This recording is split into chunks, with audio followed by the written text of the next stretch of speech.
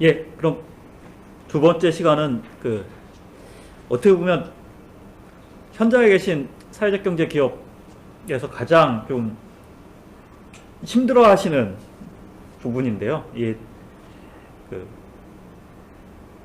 공공이 거래하는 방식에 대한 이해가 필요하거든요. 근데 공공에서 거래하는 방식, 계약하는 방식, 구매하는 방식이 법에 의해서 다 규정이 되어 있습니다. 그래서 이 공공구매 제도에 대한 이해가 전제되지 않으면 아무리 좋은 서비스와 상품들을 갖고 있는 사회적 경제 기업이라고 하더라도 계약을 맺고 납품을 하고 서비스를 제공하는 데 있어서 굉장히 애로사항을 많이 겪게 되어 있습니다.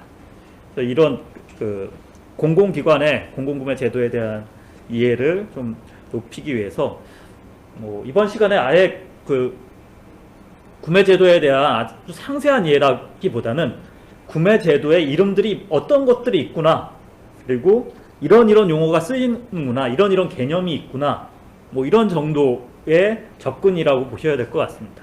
그리고 그런 제목과 개념들을 좀 듣고 나시면 거기에 대한 상세한 내용들을 하나씩 좀 세부 검색을 통해서 접근해 가시고 내용들을 축적해 놓으시는 과정으로 보시면 좋을 것 같습니다. 그리고 이 공공구매 제도에 대해서는 오늘 강의를 드리지만 오늘 강의 내용의 유효기간은 그냥 올해가 지금 한 4개월 정도 남았죠. 내년 되면 또 써먹기 어렵다고 보시고 새로운 제도들, 바뀐 제도들을 다시 확인하시는 과정들이 필요합니다. 공공기관들이 계약을 하는데 가장 중요한 법 두 가지가 있습니다. 줄여서 약칭으로 국가계약법하고 지방계약법이라고 하는데요. 풀네이밍은 국가를 당사자로 하는 계약에 관한 법률, 그리고 지방자치단체를 당사자로 하는 계약에 관한 법률. 이 두 가지 법률은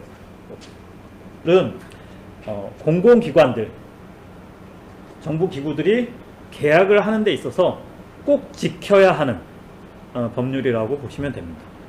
그래서 여러 가지 우선구매에 대한 규정들이 있습니다. 사회적 기업 육성법에도 사회적 기업에 대한 우선구매 조항이 있죠. 근데 그 우선구매 조항이 먼저 적용되는 게 아니라 사실은 국가계약법이나 지방계약법에 규정되어 있는 내용 안에서 가능한 거예요. 그러니까 계약을 하는 데 있어서는 국가계약법이나 지방계약법에 명시가 돼야 되는 거지, 우선구매 조항이 다른 특별법이라든지 개별법에 있다고 해서 그 방식이 우선 적용되지 않습니다. 그리고 그런 특별법이나 개별법에는 우선구매 방식에 대해서 정확하게 명시하지 않습니다. 우선구매를 할 수 있다, 촉진하여야 한다, 이렇게 규정을 합니다.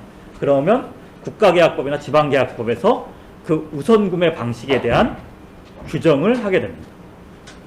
그렇기 때문에 우선구매를 실현하려고 하면은 국가계약법이나 지방계약법을 굉장히 많이 이해하시고 숙지를 하셔야 됩니다. 근데 내용이 굉장히 방대합니다. 국가계약법이나 지방계약법의 체계를 보시면 보셔서 아시겠지만 국가계약법은 국가기관이라든지 공기업이라든지 이런 것들이 적용이 되고, 지방계약법은 우리가 이제 서울시를 비롯한 25개 자치구, 그리고 그 산하에 있는 지방공기업, 그리고 시도교육청 이런 것들이 이제 지방계약법에 적용을 받게 되는 곳이라고 보시면 되는데요. 법률에 의해서 법률만이 중요한 것이 아니라 뒤에 보시면 거기에 따른 하위 규정들이 다 존재하게 되어 있습니다.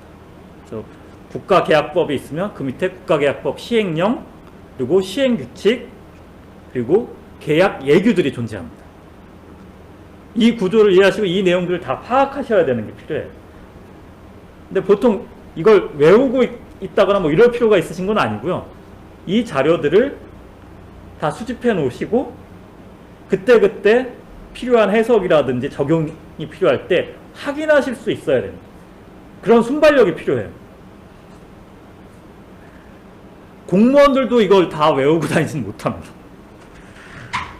자신들이 이 계약을 추진할 때 법령집이라든지 계약 예규라든지 지침서들을 다 확인하게 돼 있고요. 자, 보시면 지방계약법 같은 경우를 예로 들면 행안부의 예규까지 확인하면 다 되실 것 같지만 실은 그거보다 더 말초로 가야 되는 부분들이 있습니다. 말단으로 가야 되는 부분들. 서울시를 기준으로 하면 서울시의 계약 예규가 또 있습니다. 그리고 25개 자치구가 존재하죠. 25개 자치구의 계약 관련 집행 기준들, 지침들이 다시 존재합니다. 그래서 지방계약법에 보면 수의계약에 대한 문구가 딱 한 줄 놓이게 됩니다. 근데 수의계약에 의할 수 있는 경우가 시행령에 한 A4로 따지면 2페이지 정도, 2~3페이지 정도로 시행령에 명시가 됩니다. 시행규칙에 거기에 따른 내용이 또 명시가 되고 예규로 가면 수의계약에 대한 내용들이 몇십 페이지로 늘어나게 됩니다. 그리고 서울시나 서울시를 비롯한 광역시도나 25개 자치구를 비롯한 기초자치 시군구들이 그거에 따른 하위 지침들을 또 형성하게 됩니다. 그럼 수의계약 한도 금액이 법령에 명시가 안 돼 있어요. 시행령으로 내려오면 금액이 명시가 됩니다. 그럼 시행령의 소액 수의계약 한도는 1인 견적에 의한 소액 수의계약 한도는 2천으로 명시가 됩니다. 그럼 2천이면 2천원까지는 다 수의계약이 가능할 거라고 생각하는데 서울시는 기준 지침이 1,500입니다. 2천보다 낮췄죠. 그럼 25개 자치구 가면 25개 자치구는 또 1,500이냐? 1,500을 하는 자치구도 있고 1,000만 원으로 하는 것도 있고 아주 심한 경우는 500까지 낮추는 경우들도 있습니다. 그러니까 적용 대상 그리고 접근해야 되는 공공기관마다 수의계약이 가능한 금액이 차이가 발생하는 거죠. 정부가 관장하는 법령 안에는 가장 큰 아웃라인을 잡아주는 방식입니다. 그 다음부터는 법령의 기준 안에서, 범위 안에서 다른 각 공공기관들이 그 기준을 좁히는 데는 문제가 되지 않습니다. 법령에 기준된 금액을 넘어서는 것, 한도를 넘어서는 것은 불가능하지만 정해진 한도보다 줄이는 건 가능하게끔 되어 있는 거죠.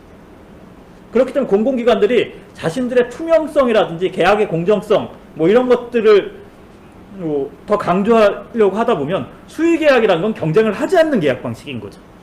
경쟁을 하지 않는 계약 방식의 계약 금액의 한도를 줄이는 건 공공기관 입장에서 보면 자신들의 계약 투명성이라든지 공정성을 훨씬 높였다고 얘기할 수 있게 됩니다. 그런 지점의 적용들이 있기 때문에 각 공공기관들이 갖고 있는 계약 집행 기준이라든지 지침들에 대한 이해까지 같이 전제되셔야 이 공공하고 거래하는 부분에 대한 접근성이 높아지게 되고요. 그런 부분에서 어떻게 프로세스들이 잡혀가는지에 대한 지점들을 잘 보셔야 되는 거죠. 그래서 처음에는 발주해야 되는 사업부서에서 계약 방법이라든지 계약의 내용이라든지 이런 것들 잡겠지만 그것을 그냥 발주부서가 온전히 다 결정하는 것이 아니죠. 발주부서가 잡은 내용이 맞는지에 대해서 그리고 계약법제라든지 지침에 잘 맞는지에 대한 검토를 재무부서에서 또 거치게 되고 그거에 대해서 입찰에 들어올 사업자들에게 설명하는 기회 그리고 사업자들이 그런 부분들을 어떻게 접근할지에 대한 경로들을 잡아가게 되는데요. 그래서 이런 프로세스와 단계들에 대한 이해들을 전제하시고 들어가 주시는 게 필요합니다. 또한 아까 국가계약법하고 지방계약법을 말씀드렸지만 제가 160조 대 이런 조달시장 외에도 공공시장이 더 큰 규모의 시장을 갖고 있다고 말씀드렸는데요. 그 중에 큰 축이 하나가 이 지방자치법에 따른 민간위탁사무 영역입니다. 그렇기 때문에 파악하고 계셔야 되는 법령이 한 가지가 더 있는 거죠. 근데 지방자치법에는 위임할 수 있다 요 규정 하나인 거거든요. 그거에 따른 위탁에 관한 규정, 그리고 그거의 기준에서 각 지자체들이 민간위탁 조례를 만들기 때문에 또 하위로 들어갔을 때 지침이라든지 규정들이 어떻게 형성되는지 파악을 하셔야 되고요. 한 가지 더 중요한 거, 공유재산 물품관리법이라고 있습니다. 그래서 국유재산법과 공유재산법이 있는데, 이게 중요한 이유는 서비스를 하는 사회적 경제 기업들 입장에서는 국유재산법이나 공유재산법이 굉장히 중요합니다.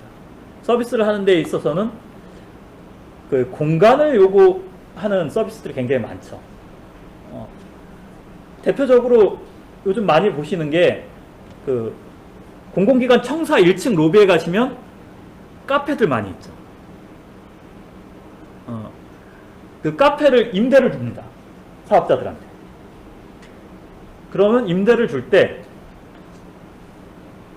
임대도 입찰을 하느냐, 수의계약을 주느냐, 그리고 임대 금액, 임대료는 얼마로 할 거냐, 이런 부분들이 이 국유재산법과 공유재산법의 기준에 의해서 명시가 됩니다. 서비스업을 하는, 그리고 공간을 필요로 하는 사회적 경제 기업들 입장에서는 이런 지방계약법이나 국가계약법보다는 국유재산법, 공유재산법에 따른 공공시설물에 입점을 할 수 있는 부분들이 굉장히 더 중요하실 수도 있죠. 뭐 그런 지점에서의, 그리고 민간위탁사무 같은 경우는 특히 공공시설물에 대한 운영위탁들이 많기 때문에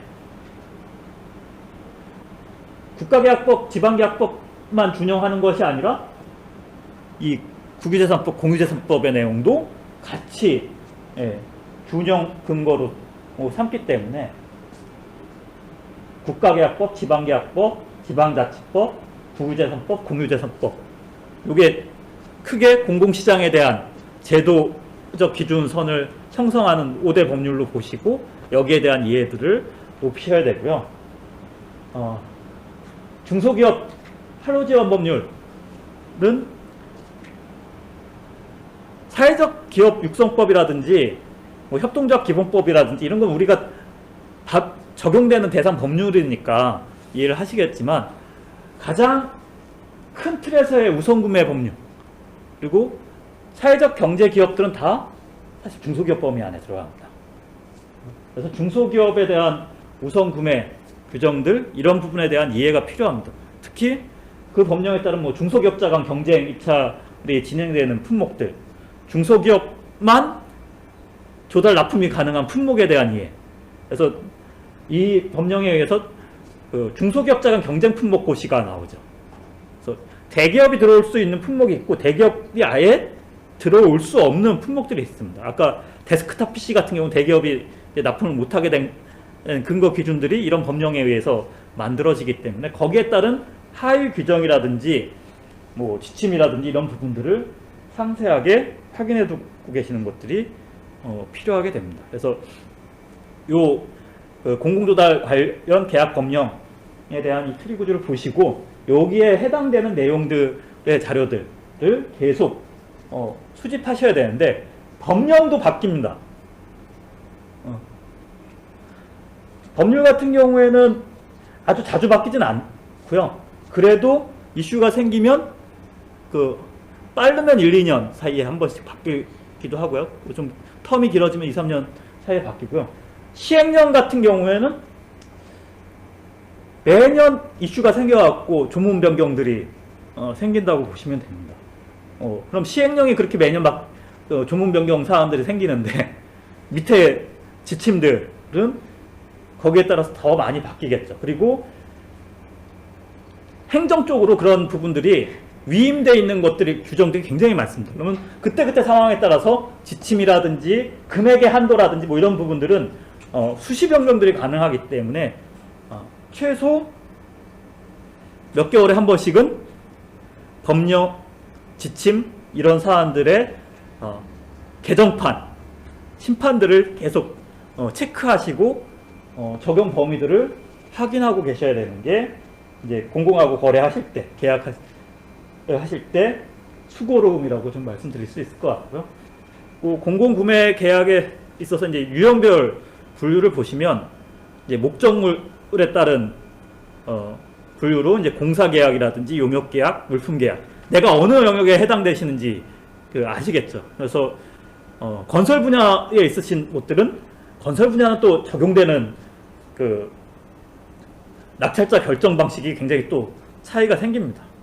용역계약, 물품, 이게 낙찰자 결정 방식에서 굉장히 많이 차이들을 보이기 때문에 목적물의 특성에 따른 계약 체결 방식 그리고 낙찰자 결정 방식들이 굉장히 달라진다는 것들을 보시고요. 이 표 안에서 어떻게 사업들이 적용될지 그리고 경쟁 형태나 낙찰자 결정 방식들이 결정이 될지를 좀 체크하셔야 된다고 보여지고요. 이 구조에 대한 기본적인 이해들을 가져가는 부분에 있어서 세부 설명을 드리면 공사, 용역, 물품들에 있어서 내 종목이 어디에 해당되는지들을 잘 보셔야겠죠. 그래서 종합건설 회사가 되는지 전문건설인지 단종 건설 쪽을 하는지 또 용역이라 하더라도 기술 용역으로 분류되는지 학술 용역으로 분류되는지 일반 용역으로 분류되는지 그러면 거기에 따른 낙찰자 결정 세부 기준들이 다 다릅니다. 용역 같은 경우에도 기술 용역에 따른 평가 기준이 있고요. 학술 용역에 따른 평가 기준들이 또 따로 존재합니다. 일반 용역에 따른 평가 기준들이 다르고 배점 요소들이 다르게 작동이 됩니다. 그런 배점 요소들이 어떻게 적용되는지 그 지침에는 기술 용역에 따른 배점 기준, 학술 용역에 따른 배점 기준, 그리고 거기에 따른 원가 산출 기초도 다 달라집니다. 기술 용역은 인건비를 얼마를 잡아주고 학술 용역은 또 얼마를 잡아주고 일반 용역은 기준 인건비를 얼마를 잡아주고 이런 부분들이 다 달라지기 때문에 그 기준을 알아야 견적을 내는 것도 달라집니다. 그러니까 입찰을 하지 않는다 하더라도 수의계약을 할 때에도 경쟁을 하지 않는 계약을 할 때에도 견적은 내야 되거든요. 근데 견적이 정부가 기준으로 제시하고 있는 일반 용역일 때 잡혀있는 단가, 기술 용역일 때 잡혀있는 단가에 대한 이해 없이 무작위로 견적을 낼 경우에는 접근도 못 해보고 이게 단가 너무 안 맞습니다 하면서 이제 절충점 찾기가 실패하는 경우들이 많이 생기거든요. 그래서 거기에 따른 원가 산출 기초까지 이해들을 하셔야겠습니다. 공사, 용역, 물품에 따른 원가 산출 기초들이 계약 집행 기준이라든지 예규 지침들에 또 명시가 돼 있어요. 그런 것들을 잘 확인을 하셔야 돼요.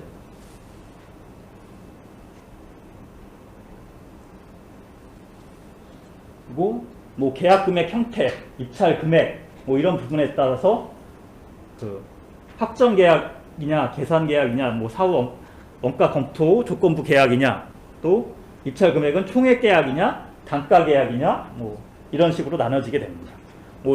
개념을 하나씩 읽어보시면 되실 텐데요. 확정 계약이라는 것은 이미 금액을 확정해 놓는 거죠.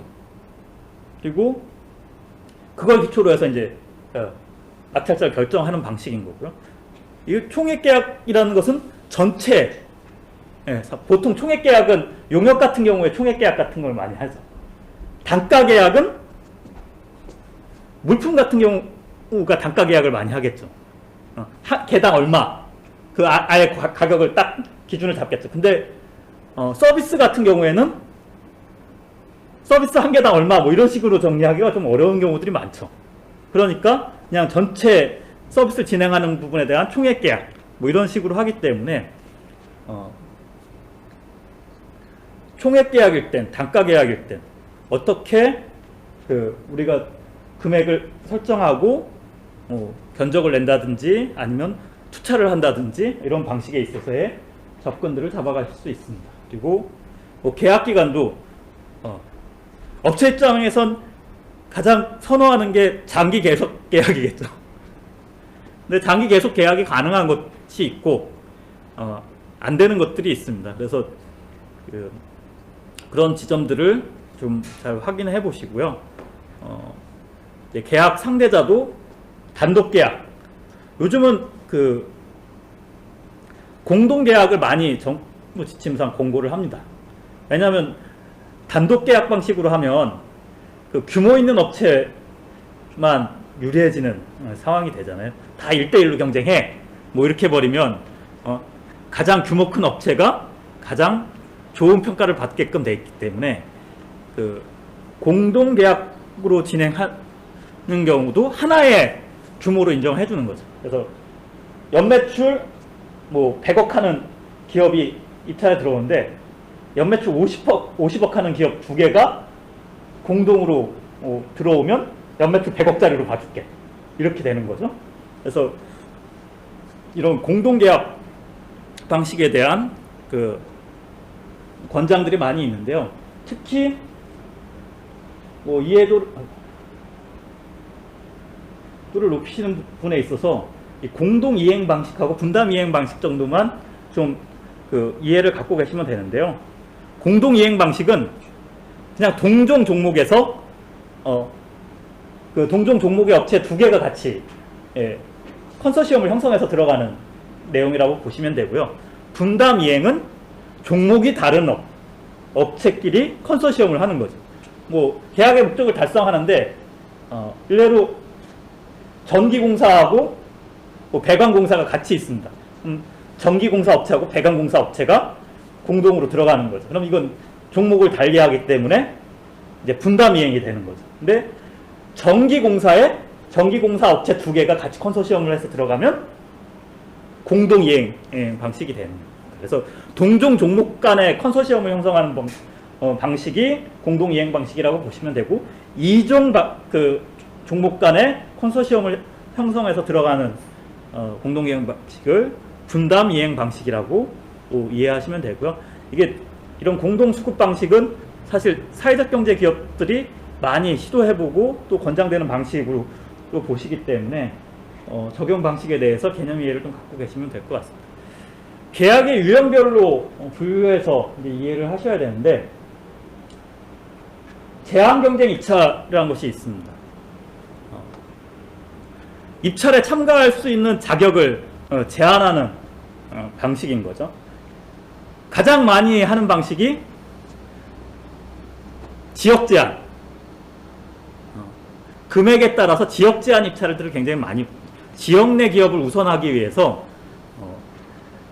금액이 크지 않은 입찰일 경우에는 지역 내 기업으로만 입찰 참가 자격을 제한하는 경우들이 많이 있습니다. 그래서 그 초기 기업 그리고 영세 단계에 있는 사회적 경제 기업들 입장에서는 지역 제한이 걸려 있는 소규모 입찰 이쪽을 타겟팅 하시는 게 중요하실 수 있고요. 뭐 또 중소기업자로만 제한하는 입찰들도 있습니다. 근데 제한 경쟁은 중복 제한을 걸진 못한 걸 원칙으로 하고 있습니다.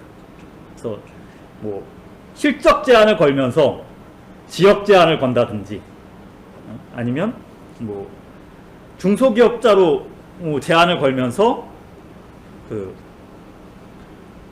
지역 제한을 건다든지, 뭐 이런 식의 이제 중복 제한을 거는 것들을 그 허용하지 않는 쪽으로 원칙을 하고 있고, 이거는 제한을 많이 걸면 걸수록 자격 요건을 많이 갖춘 업체들이 유리해지는 거죠.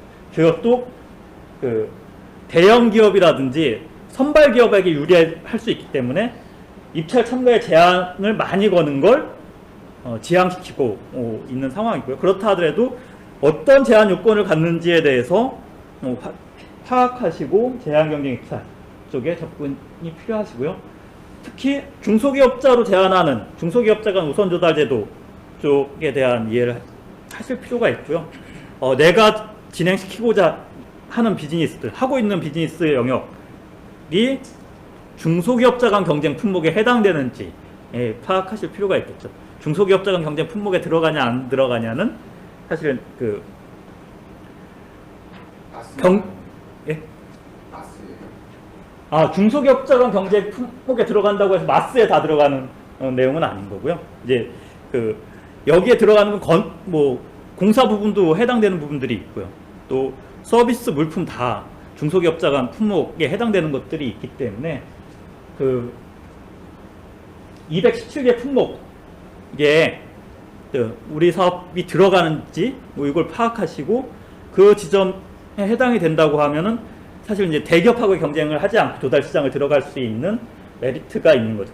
근데 사실 대기업이 빠진다고 하더라도 중소기업 간에도 격차가 또 많이 벌어져 있기 때문에 그런 지점에서 좀 체크를 하실 필요가 있습니다. 사회적 경제 기업들이 종종 활용하는 입찰인데요. 지명 경쟁 입찰입니다. 근데 사회적 경제 기업이 활용하는 건 아니고요. 공공기관들이 활용을 합니다. 지명 경쟁 입찰이라는 거는 제한 경쟁 입찰하고 다르게 5개 이상의 입찰 대상자를 지명해서 2명 이상이 입찰에 참여하면 입찰이 성립이 됩니다. 그래서 뭐 앞에 계신 5분을 입찰에 들어오라고 이렇게 이제 공지를 하고 거기서 2분이 입찰을 들어오면 입찰이 성립되는 거죠. 이건 대상을 후보군을 선별할 수 있다라는 특징을 가지고 있습니다. 근데 제한 경쟁 입찰하고 지명 경쟁 입찰을 할 수 있는 중소기업자 간 경쟁 품목이 있어요. 거기에 해당하면 지명 경쟁 입찰을 할 수가 있습니다. 지명 경쟁 입찰 대상 종목하고 제한 경쟁 입찰 대상 종목이 겹칩니다. 일례로 한국수력원자력이라고 하는 공기업이 있습니다. 거기서 발전소 청소 용역, 워낙 큰 대형 시설물들이잖아요. 여러분 금액이 크겠죠. 1, 20억씩 합니다. 청소 용역이. 근데 이 1, 20억짜리 청소 용역을 사회적 기업들만 지명해가지고 입찰을 합니다. 그러니까 입찰 공고도 안 올라오죠. 이게 무작위로 개방해서 입찰을 하는 게 아니기 때문에 대상자를 지명해서 입찰을 하는 방식인 거죠. 그래서 지명 경쟁 입찰, 중소기업자 간 경쟁 품목일 경우에는 이 지명 경쟁 입찰 제도를 공공기관이 설계해서 사회적 경제 기업에 대한 지명만으로 사회적 경제 기업에 대한 우선 구매 실적을 공기업들이 형성하는 방식으로 활용되는 지점들이 있습니다. 그런 사회적 경제 기업에 대한 우선 구매 목표 의지가 높은 공공기관들 같은 경우에는 이런 지명 경쟁 입찰을 제한할 수 있는 방법들이 존재하게 됩니다. 많이 활용되는 방식은 아니지만 기술적으로 가능한 방식이기 때문에 공공의 거래 방식에 대해서 경험을 많이 갖게 되면 공공기관들에게 이런 방식의 제한도 들어가게 됩니다. 근데 실질적으로 가장 지금 중요한 건 사회적 경제 기업들에게 중요한 건 이게 수의계약 제도에 대한 이해인 거죠. 수의계약은 경쟁을 하지 않는 계약 대상자 딱 지정하고 하나의 계약 대상자하고 협상을 해갖고 계약 금액, 납품 주기 이런 것들 결정하고 계약을 체결하는 거죠. 그러니까 경쟁을 하지 않는 계약 방식이기 때문에 사회적 경제 기업들 입장에서는 가장 선호되는 방식인 거죠. 근데 공공의 입장에서는 이 경쟁을 하지 않는 계약 방식이니까 굉장히 조심스러울 수밖에 없는 방식입니다. 이 공공기관들이 가장 요구되는 투명성이라든지 형평성이라든지 공정성이라든지 이런 부분에 있어서 이게 자칫 잘못하면 굉장히 위배될 소지들이 높은 계약 방식이기 때문에 집중 감사 대상입니다. 수의계약은 항상 감사기구에서 가장 우선적으로 공개 경쟁 입찰이라든지 제한 경쟁 입찰이라든지 이런 것들은 경쟁 입찰을 붙였으니까 공정성을 어느 정도 담보하고 있다고 보지만 수의계약은 공정성을 훼손했을 가능성이 높지 않을까에 대한 우선 의구심을 갖고 접근을 하기 때문에 주요 감사 대상이 되다 보니까 공무원들 입장에서도 수의계약을 그다지 선호하지 않죠. 감사 이하가 되게 돼 있는데 문제될 거 있나요? 그래도 감사를 받죠. 그러니까 2천만 원 이하는 수의계약을 할 수 있다라고 법령으로 열어준 거지. 2천만 원 이하는 무조건 수의계약을 해야 한다가 아니에요. 그러니까 행정의 편의성이라든지 효율성을 위해서 금액이 작을 경우에는 수의계약도 할 수 있어요 하고 규정상 열어놔준 거예요. 그것을 수의계약으로 무조건 2천만 원 이하는 무조건 수의계약을 하십시오가 아니에요. 그러니까 의무 규정이 아니라 임의 규정으로 열려 있는 상태이다 보니까 아까 2천만 원이 수의계약 한도인데 서울시는 1,500만 원이라고 말씀드렸잖아요. 다른 기초지자체는 1,000만 원, 500만 원 하는 것도 있다고 말씀드렸잖아요. 1, 2천만 원짜리 수의계약도 이 특혜 시비가 생길 수 있다고 보니까 아예 그런 금액 한도들을 낮춰놓고 그런 시비를 그냥 시비 소지들을 줄여버리는 거죠. 그래서 2천만 원이 지금 여기에도 서울시 적용 기준으로 되어 있는 거죠. 추정가격 1,500만 원 이하에 대해서는 용역 물품은 수의계약을 하고 공사 같은 경우는 2천만 원까지 허용해 주는 걸로 적용 범위를 잡아놓고 있는데요. 예외적으로 사회적 경제 기업들은 거기서 예외가 적용되고 있는 거죠. 보시는 것 같이 장애인 기업, 여성 기업, 취약계층 고용별 30% 이상인 사회적 기업을 비롯한 사회적 경제 기업은 추정 가격 5천만 원 이하까지 수의계약이 가능하다고 되어 있습니다. 근데도 안 해요. 근데도 공공기관들이 수의계약을 안 합니다. 청소를 다시 예로 설명을 드려보죠. 아까 5개 이상을 지명하고 거기 2개 이상이 참여하면 입찰에 성립된다고 말씀드렸잖아요. 근데 2개만 들어오는 경우는 거의 없습니다. 5개 이상 지명하면 5개 다 들어오죠. 이게 웬 기회냐 하고 다 입찰에 참여하겠죠. 근데 지명 경쟁 입찰만 해도 5개 업체한테 기회를 부여해 줍니다. 근데 수의계약을 하면 1개 기업만 딱 불러다가 하는 거죠. 다른 기업들한테 기회를 안 줘요. 그럼 또 청소업종의 사회적 기업이 100개가 넘습니다. 인증 사회적 기업만 한 거의 200개? 뭐 이 정도 되지 않을까 싶은데요. 청소업종의 사회적 기업이 그렇게 많은데 5천만 원 이하라고 하더라도 왜 ABC라는 그 사회적 기업들이 있는데 A 사회적 기업한테만 수의계약을 주느냐, 이런 문제에 대한 제기들이 생길 수 있죠. 그러니까 그런 감사를 받는 거에 대한 부담을 이게 걔네 지방자치단체는 한 업체가 50%만 안 넘으면 되는 정도로 알고 있어요. 그래서 저희 같은 보통 이제 서울은 좀 덜하는데 지방에만 가면 갈수록 보통 한두 업체가 다 하죠. 예. 아까 조달처럼 국내에서 한 업체가 다 하고 그것만 50% 넘지 않게 조절하는 거지 2천만 원을 신경 쓰는 게 아니라 오히려 쪼개가지고 2천만 원을 만들고 거기다가 전체 자기 발주 금액의 예산의 50%를 초과할까봐 그것만 찌지지 그 외에는 그렇게 신경 안 쓰더라고요. 근데 이제 그 공공기관마다 그 영향을 덜 받는 곳이 있고요. 더 받는 곳들이 있습니다. 그래서 보통 5천만 원 수의계약을 적극적으로 많이 이용하는 데들이 공기업이에요. 근데 수도권의 기초지자체들은 굉장히 그 보수적으로 봅니다. 왜냐하면 그 안에 만약에 우리 지역 안에 청소업종의 사회적 기업이라든지 해당 종목 업체가 하나밖에 없으면 그냥 그렇게 밀고 가도 돼요. 근데 수도권에 있는 그리고 그 대도심 지역은 동종 종목에 동종 지위를 갖고 있는 업체들이 굉장히 많아요.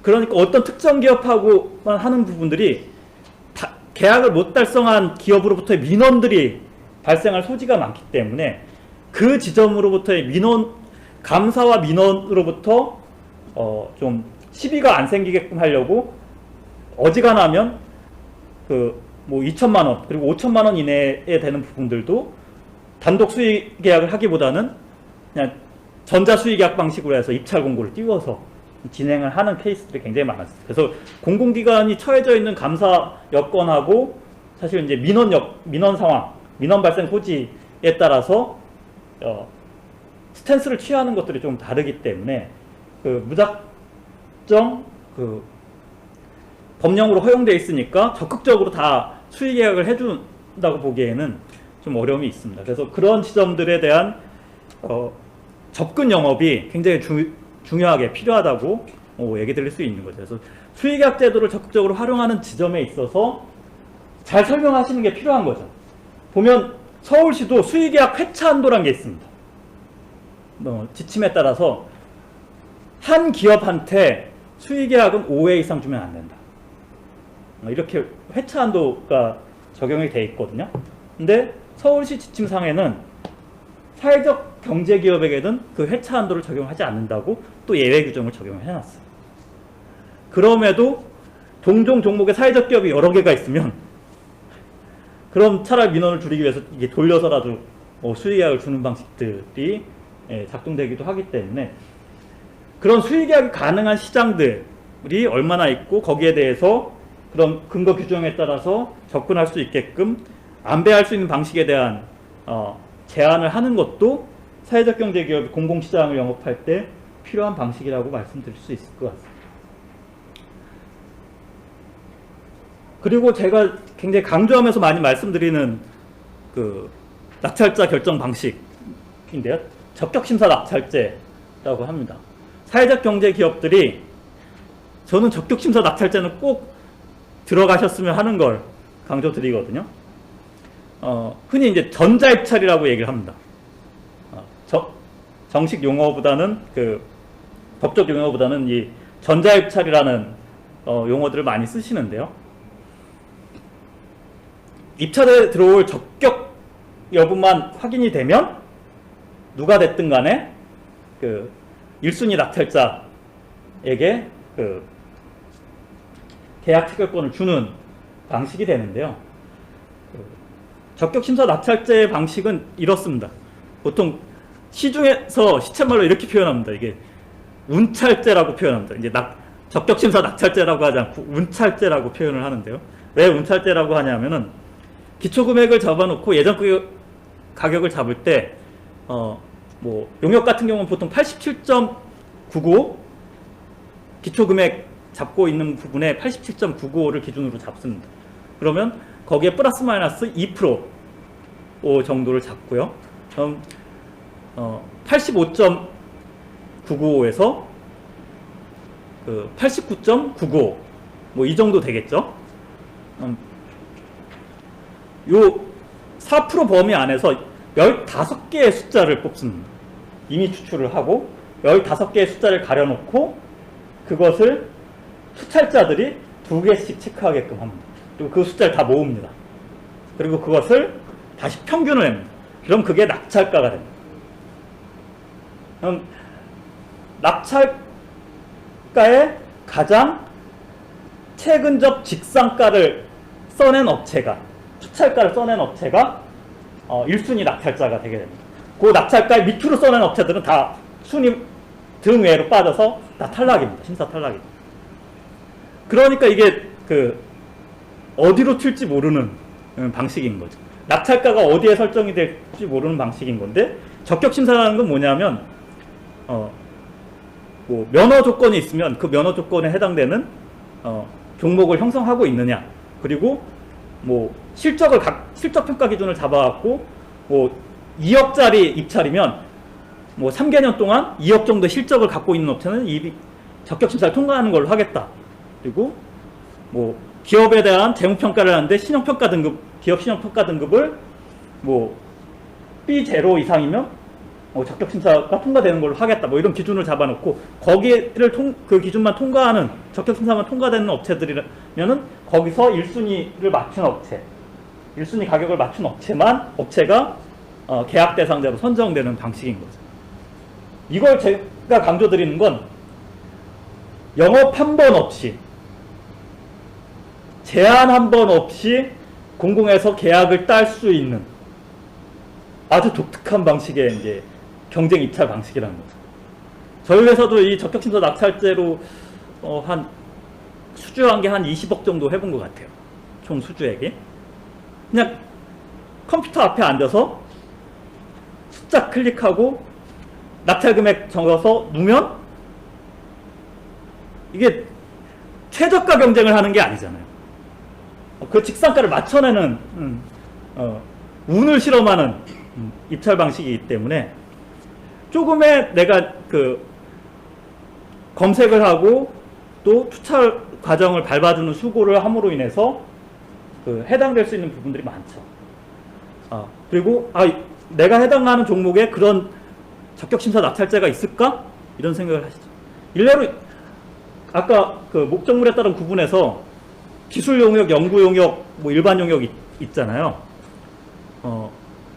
연구 용역도 이 적격심사 낙찰제를 하는 경우들이 종종 있습니다. 아니 연구인데 뭐 연구 방향을 어떻게 잡고 어떻게 하는지 이런 내용에 대해서 평가도 안 하고 그냥 적격심사 낙찰제로 한다고? 근데 꽤 많습니다. 지금 우리 다 마스크 쓰고 있지 않습니까? 이 마스크 납품 입찰도 적격심사 낙찰제로 뜨는 경우도 꽤 많습니다. 그 공공기관마다 수요를 조달하는 방식에 있어서 오히려 적격심사 낙찰제를 했을 때 이게 그 질적 편차를 찾기 어려운 조달일 경우에는 그냥 적격심사 낙찰제를 통해서 기회를 동일하게 주고 거기서 어떤 업체가 되든 일정 기준선에 적격심사 통과되는 업체는 다 일정 수준 이상의 서비스라든지 제품 공급이 가능하다고 판단하고 이 적격심사 낙찰제를 하는 경우들이 꽤 많이 있습니다. 그렇기 때문에 놓치지 않고 내가 해당하는 종목의 적격심사 낙찰제들은 계속 대응하시는 것들이 필요하신 거죠. 그래서 굉장히 좀 수의계약 다음으로 큰 수고 안 들이고 기회들을 만들어 볼 수 있는 이 적격심사 낙찰제에 대해서 사회적 경제 기업들이 좀 더 관심을 주시면 좋겠다고 많이 설명을 드리고요. 협상에 의한 계약은 이제 본싸움입니다.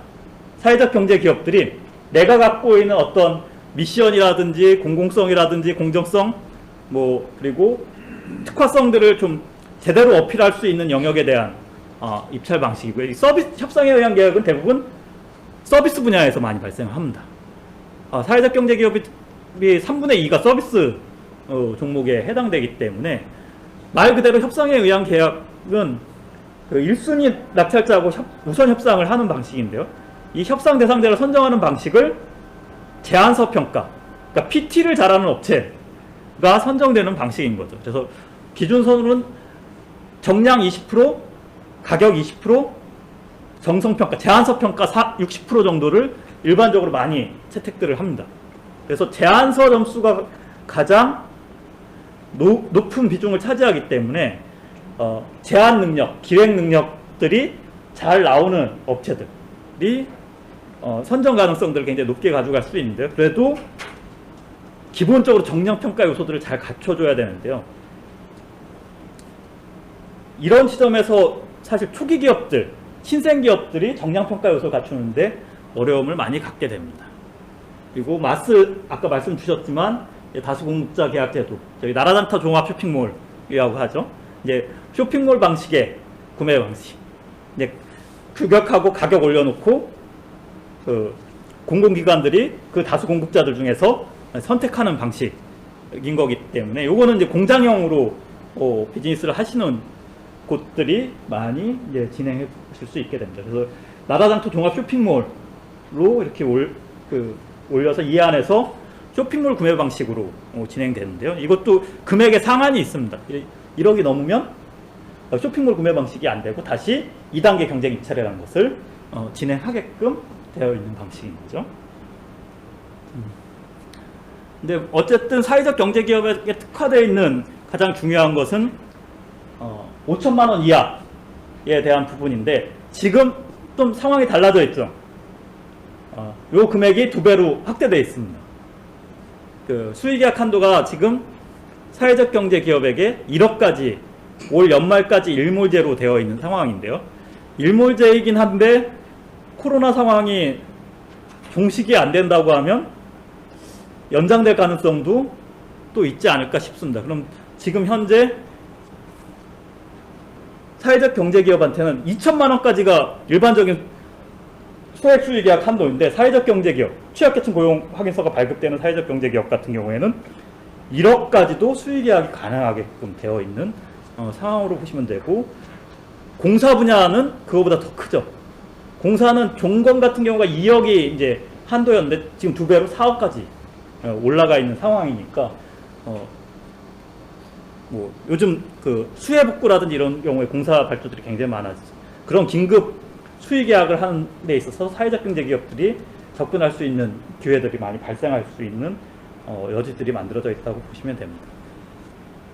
근데 아까 마스 같은 경우에도 2단계 경쟁 입찰을 할 경우에 마스 3유형이라고 해서 약자 기업 배점 유형입니다. 그래서 사회적 기업이라든지 장애인 기업한테 가산점을 주는 방식이어 갖고 이미 이런 것에 특화돼서 맞춰져 있는 사회적 경제 기업들 같은 경우는 마스 3유형 입찰만 되면 우리가 된다 하고 아주 자신감을 보이는 사회적 경제 기업들도 있습니다. 보통 이제 마스 3유형까지 입찰 유형이 나오게끔 하는 게 또 영업을 하는 사회적 경제 기업들이 공공기관에 어필해야 되는 수고가 필요한 방식. 그러니까 계약의 목적을 달성하는 방식에 따라서 기술평가 방식이 굉장히 강도 높게 요구된다든지 이럴 경우에는 기술평가 기준이라든지 뭐 이런 식으로 가게 되는데요. 보통 그게 그렇게 높지 않다. 그러면 컴퓨터 같은 경우에 아까 마스 3유형 하는 경우도 꽤 생기거든요. 이게 조립 PC잖아요. 어떻게 보면. 그러니까 성능의 격차가 굉장히 크게 안 나타나니까 오히려 약자 배점 유형에서 우선 구매 대상에 대한 구매 실적을 좀 높여야 될 공공기관들 같은 경우에는 이게 큰 기술 격차를 보이지 않는 품목 같은 경우에는 저는 3유형 입찰들을 선택할 수 있게끔 되기 때문에 뭐 컴퓨터 조달 같은 경우가 3유형을 하는 케이스들이 꽤 많이 나오죠. 그러니까 지금 그 PC 시장에 사회적 경제 기업들 진출이 굉장히 많이 늘어 있고 몇백억대 매출까지 올라가는 기업들도 생기는 상황이 발생을 합니다. 근데 이런 그 적격 심사 낙찰제라든지 협상에 의한 계약이라든지 마스라든지 뭐 이런 부분에 그 사회적 경제 기업들이 관심을 두시고 적극적으로 대응해야 할 필요가 있는 건 지금 보시는 것 같이 각종 가산점 제도들이 많이 만들어져 있다는 거예요. 사회적 경제 기업들이 결코 불리하지 않다는 거예요. 가산점을 얻고 싶어도 못 얻는 소기업이라든지 중소기업들이 많이 있는데 사회적 경제 기업은 그 지위를 갖고 있는 것만으로 여러 가지 평가에서 우위를 점하게 되기 때문에 적격심사 낙찰제에서도 내가 실적이 없으니까 적격심사 통과가 안 될 거야 이렇게 생각하시기보단 제가 많이 권장드리는 게 무조건 추천하십시오. 그리고 적격심사 통과 여부는 나중에 판단하면 된다. 뭐 이런 얘기들을 많이 드리거든요. 그래서 물품 적격심사 세부 기준이라든지 일반용역 적격심사 세부 기준에서 이런 식의 이제 사회적 기업들한테 가산점이 2점까지 올라가 있어요. 2점은 굉장히 큰 가산점. 100점에서 2점이라는 점수가 더 붙는 거는 경쟁에서 굉장히 큰 메리트인 거죠. 지방계약법에 따른 물품 적격심사 세부 기준 같은 경우에는 1점이 부여가 되어 있고요. 서울시 같은 경우도 2점을 적격심사 세부 기준에서의 발생을 하고 있고요. 거기에 협상에 의한 계약, 서울이 가장 강점을 갖고 있는 게 협상에 의한 계약에도 사회적 경제 기업에 대한 가산점들이 형성이 돼 있다는 겁니다. 이런 가산점 제도는 서울시가 가장 선진적으로 많이 만들어 놓은 상황이기 때문에 그런 부분에서의 기회들을 적극 활용해 보시면 좋을 것 같고요. 일반 기업들끼리만 경쟁이 붙을 상황에서도 사회적 경제 기업들하고 공동 수급해서 들어오면 가산점 더 줄게 뭐 이런 지침까지 서울시는 만들어 놓고 있기 때문에 다른 시도에서도 서울시의 가산점 제도를 벤치마킹 해가고 있는 상황이라고 보시면 될 것 같습니다. 그리고 입찰 참가 흐름도들은 이 프로세스들이 이렇게 구매 공고, 신청 접수 평가, 평가 결과 통보 이런 단계에서 어떤 프로세스들을 거치는지 흐름도만 좀 이해를 하시면 될 것 같고요. 그 다음에 있는 것이 조달 시장에서 가장 중요한 축 중에 또 하나인 민간위탁 시장인 거죠. 그리고 아까 제가 민간위탁 시장만 해도 20조가 넘을 거라고 말씀드렸는데 서울시의 민간위탁 규모가 5조대이거든요. 굉장히 큰 거죠. 그리고 민간위탁은 서비스 시장에서 보면은 단위 계약 규모가 굉장히 높습니다. 평균 사업별 예산이 5억 7천. 한 사업당 평균 규모가 5억대가 넘는다는 얘기인 거거든요. 그만큼 민간위탁 사무 시장에 대해서 사회적 경제 기업들이 진출하는 것들이 가능하고 서울시 같은 경우는 지금 종합사회복지관서부터 시립요양시설, 주간보호센터, 자활센터 이런 다양한 민간 위탁 시설에 이미 사회적 경제 기업들이 선정돼서 운영을 하고 있는 사례들이 나오고 있기 때문에 그 영역에 대한 민간 위탁 사례들을 참고해 보실 필요가 있습니다. 각 지방자치단체별로 민간 위탁 사업 규모들이 이렇게 나오고 있는 거는 참고해서 봐주시면 될 것 같고요. 뭐 보시는 것 같이 뭐 생활 폐기물 수집 운반서부터 종합사회복지관 그리고 CCTV 같은 경우도 민간 위탁을 하죠. 관제를 해야 되니까. 그리고 뭐 어린이집, 뭐 그리고 각종 직업훈련 시설 같은 교육훈련 시설들 뭐 이런 부분도 민간 위탁으로 진행이 됩니다. 그리고 민간 위탁에 참여할 수 있는 자격 요건에 사회적 경제를 하나의 주체로 명시하는 사례들이 이제 정부 부처의 지침에서도 나오고 있는 상황으로 보시면 되고요.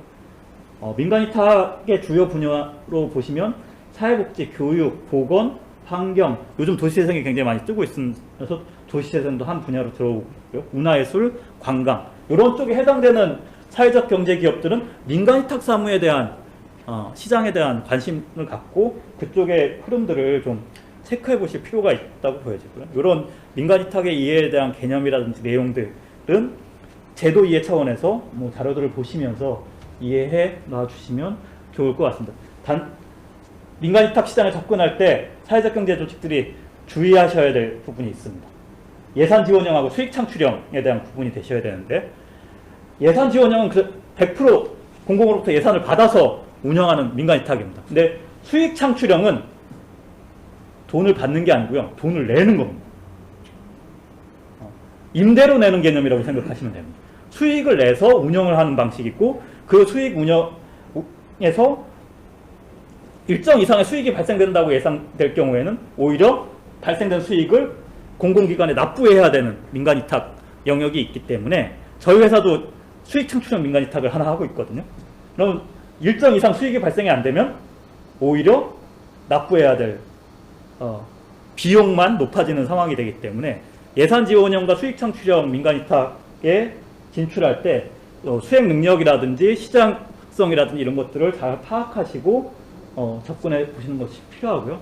바우처에 대해서도 말씀을 드렸었는데 바우처 시장은 보시는 것 같이 뭐 다양한 사업들이 펼쳐지고 있습니다. 뭐 20개 부처에 한 250여 개에 가까운 사업들이 펼쳐지고 있기 때문에 이 바우처 사업의 정보들을 보시고 한번 서비스 분야에서는 문화, 복지, 환경, 교육 뭐 이런 쪽에 해당되시는 아까 이제 민간 위탁 사무 영역의 범주 안에 들어가는 서비스 영역하고 마찬가지로 바우처에도 그런 수요들이 있기 때문에 바우처 시장들을 이런 예시 사업들과 같은 사업 영역에 진출 부분이 있으신 사회적 경제 기업들은 바우처 시장도 한번 관심을 둘 필요가 있으신데요. 바우처 시장의 문제점은 많이들 언급하시는 게 단가가 너무 약하다는 거죠. 그래서 초기 기업들이라든지 이제 어느 정도 바우처 시장에서 경험을 쌓은 기업들은 민간 위탁 사무라든지 좀 더 규모 있는 사업 쪽으로 넘어가시려고 하는 경향성들을 많이 보이시기 때문에 공공시장에서의 입찰보다는 이거 풀제이기 때문에 오히려 입찰에 들어가는 것보다는 풀에 들어가는 것들이 진입이 용이하긴 하거든요. 그런 부분에서 초기 진입에서 바우처 시장을 통해서 한번 경험을 쌓으시고 실적을 만들어 보시는 차원에서 시도해 보실 수 있다고 보여집니다. 그래서 지금 뭐 계약법에 의한 시장 그리고 지방자치법에 따른 민간위탁 사무 시장하고 바우처 시장 뭐 이런 거 중심으로 거기에 따른 계약 제도 그리고 입찰 제도 유형에 대해서 많이 설명을 드렸는데요. 사회적 경제기업들이 적극적으로 활용하실 부분은 지금 한도가 확대되어 있는 1억 수의계약 한도 시장인 거죠. 그쪽에 있어서 지금 올해 연말 미집행 예산들이 굉장히 많이 남습니다. 지금 항상 공공기관들 그 예산 집행률이라든지 계약 집행률 쭉 보시면 연말에 팍 올라갑니다. 미집행하고 잔여 예산들을 집행해야 되기 때문에 지금 일종의 연말 특수가 작동될 시기가 많이 옵니다. 그럴 때 털 수 있는 방법, 가장 빨리 해결할 수 있는 건 수의계약을 활용하는 방식이거든요. 수의계약을 활용해야 되는 압박이 높아지는 시기가 이제 공공기관들이 4, 4분기가 되기 때문에 그런 수의계약 제도를 활용할 수 있는, 적극적으로 이용할 수 있는 우선구매 대상이 된다는 것을 영업 포인트로 활용하신다고 하면은 계약제도 이해를 갖고 공공기관에 더 어필하실 수 있는 기회가 되지 않을까 싶습니다. 예, 그래서 오늘 두 번째 시간인 공공구매 제도에 대한 이해 부분은 이상으로 마치도록 하겠습니다. 예, 감사합니다.